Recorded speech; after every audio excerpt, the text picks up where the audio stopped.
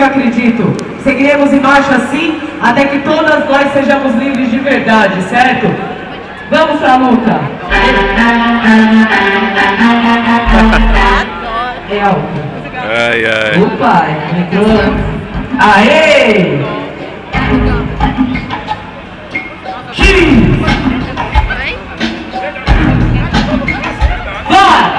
A mulher negra vai na chapa dos racistas, pra acabar de ver a história dos machistas. Pelo fim do genocídio, a juventude negra acontece todo dia, não finja que não veja. Onde a parceira oprimida e explorada da nação luta diariamente contra a criminalização, que é moradia, de educação e saúde.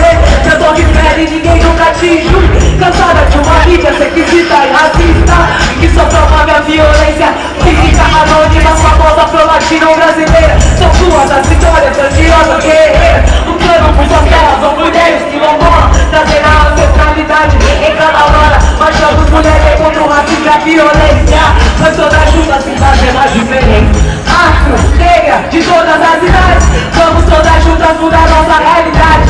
Afro, negra, de todas as cidades, vamos todas juntas mudar nossa realidade.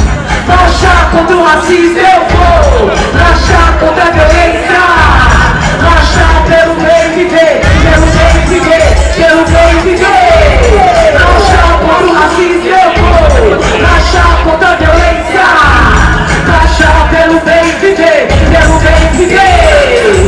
Mulheres de memória e laranja, tocando no entender, ao som de luta. Mulheres de axé, resistência e tradição, manter a nossa fé e religião, cansada do lugar de inferioridade, de conviver com tanta desigualdade, falta cresce, escola com uma fim de igualdade. Enquanto isso a mulher negra vive em condição precária, uma legião de lutadoras clandestinas, silenciada